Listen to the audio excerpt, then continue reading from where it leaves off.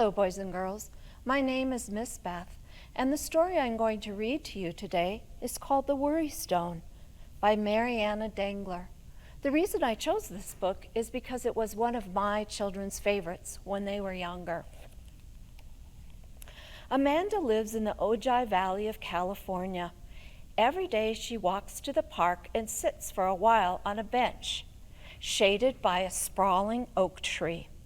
She carries a cane and wears a floppy old hat with a bright red feather.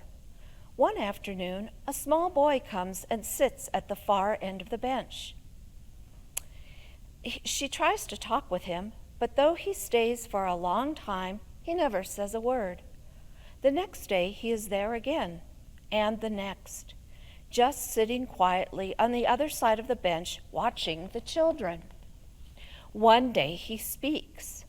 "They won't play with me," he says. "Why not?" she asks. "I'm too little." She nods. "You'll grow," she reassures him. "So will they," he says. "I'll never catch up." That night, Amanda lays awake worrying about the little boy. She knows exactly how he feels. Once, many years ago, she felt that way too. But she had grandfather. She remembers it now as if it were yesterday. Amanda's was a large family, but no one had much time for Amanda except grandfather. And so they spent their days together. The sprawling Spanish house where they lived was surrounded by rolling hills and rich pastures. In the mornings, Amanda and grandfather would take walks. In the afternoons, they played checkers, and in the evenings, they told stories. The stories that Amanda liked the best were always the ones that began with, "Once upon a time, there was a beautiful child named Amanda." One morning, Amanda and grandfather set out on their walk as usual. Amanda lagged behind, searching the trail for something that might draw a story out of grandfather. A small pebble caught her eye. It was different from others that she had found. It was so shiny it looked wet. She picked it up, but it wasn't wet. How strange. She caught up with grandfather on the path and thrust the pebble into his hand. "Well, will you look at that?" said grandfather. "I haven't seen one of these in 40 years. Amanda grew excited. "What is it?" she asked. "Is it a fossil?" "Nope," he said. "Is it an arrowhead?" "Nope." She grasped the pebble firmly and hurried after him. Maybe tonight he would tell her a story about the pebble. That night, grandfather lifted Amanda into his lap, and she snuggled into the crook of his arm. She was happy. Any story would do, but just as a reminder, she put the pebble into his hand. Grandfather turned it over, studying it. Then he rubbed it and rubbed it. "This," he said, "is not a pebble at all. It is a worry stone." Amanda took it and rubbed its surface. There were little hills and valleys, but no sharp edges. It was an irregular shape, but it was very smooth. "Folks say these stones have special powers," grandfather said. Folks say that if you're troubled or worried, and if you rub the stone, the worry goes away."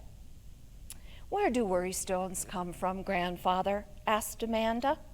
"Well, now," said grandfather, and at last he began to tell her the story. Long, long before the white man came, there lived an Indian maiden. Her name was Takato, and she loved Akima. To their great joy, the marriage of Akima and Takato was arranged. Then a shadow fell across their happiness. 3 days before the wedding, a hostility arose between two rival branches of the tribe. All the young men of the village were called into battle, and so Akima went with the others. Before daylight on the day of their wedding, Takato put on her ceremonial dress. The marriage was to take place at dawn, and still Akima had not come home. and so she kept watch. But it was not until dusk that the young men of the village returned. They came bearing Akima on a stretcher. Takato knelt beside the stretcher, and the ceremony began. The couple spoke their vows and drank from the cup of life. Then, as the braves of the village danced around them, the wind of time carried off Akima's spirit. Takato lived among her people, but she took no other husband. She wove baskets of great beauty, and she grew wise. Each year, on the anniversary of Akima's death, Takato put on her ceremonial dress and went alone to his place of rest. Each year she prayed that someday his spirit and hers would be united. Each year she wept. Her tears fell one by one until Mother Earth was wet. At last, when Takato was old, the wind of time came for her. As was their custom, the women of the village took her body to the place of rest beside Akima. There they found his grave, covered by small, smooth pebbles, like none they had never seen. "These are the tears of Takato," they said. In time, it was discovered that great troubles were eased by the rubbing of the tears of Takato, and the stones became much sought after. As the years passed, the power of the stones was reported from far away, but Takato was forgotten. Because people could no longer remember the story, they simply began to call the stones worry stones. The wonder of the story lay upon Amanda for many days. She kept the worry stone with her and tried it out on lots of different things, but it didn't seem to work. Then one day she left it on her dresser, and finally she tucked it into a red velvet box and forgot all about it. One night, while Amanda was asleep, the wind of time came for Grandfather. That evening, she went to her dresser and opened the red velvet box. She took up the worry stone. Still weeping, she rubbed its surfaces for a while and she fell asleep. That night, she dreamed of Grandfather. It was a long, sweet, beautiful dream, and when she awoke, she knew that Grandfather would be with her always. The worry stone was still in the hollow of her hand. Its power was real. In her tiny room near the park, Amanda sits upright in bed. She knows now what she can do for the boy on the bench. Her hands tremble as she rummages through the drawers until finally she finds what she is looking for, a red velvet box. That afternoon, she waits on the bench for the boy. When she sees him coming, she motions to him. "Sit down next to me," she says. "Why?" he asks. "I have something to show you." She opens her hand. In it is a small pebble. The boy comes up. "What's that?" "This," she says, "is a worry stone. Some say that these stones have special powers. They say that if you're troubled or worried, and if you rub the stone, the trouble will go away." The boy edges closer, standing beside her, examining the stone. "Where did it come from?" he asks. "Well now," she says, "a long, long time ago, there was an Indian maiden named Takato." She tells the story of the worry stone, and finally she puts the stone in the boy's small hand.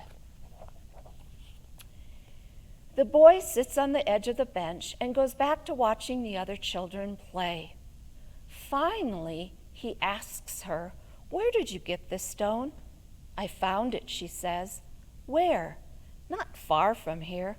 "How do you know about worry stones?" he asks. "My grandfather," she says. "He told me the story of Takato." The boy moves towards her on the bench. "Did he have any other stories?" "Many stories," she says. "Wonderful stories." "Will you tell me another one of his stories?" Amanda looks at the boy. "Well," she says, "I don't know if I can remember." "What if I get stuck? Will you help me?" He nods and moves over until he is sitting right beside Amanda. Amanda smiles down at him. Once upon a time, she begins, there was a handsome child named Jason, he says. Named Jason, she begins. The red feather in her hat bounces up and down, and the little boy smiles. The end. My children had worry stones when they were younger, and they also had a prayer that they would say when they rubbed their worry stone. Many times throughout their lives, they have found that when they lift up their hearts, their heavy hearts to God, that they feel like they are no longer alone, and whatever they're carrying with them is shared with Jesus. And so I have some worry stones that I would love to share with you, as well as our worry stone prayer. If you would like, just contact me. It's Beth Nakamas. I'm in the church directory, and I will get you a worry stone until you can find one of your own. And I will send you the prayer that we have used in our family as we have experienced what it is like to have God's love in our lives. Thank you, and God bless.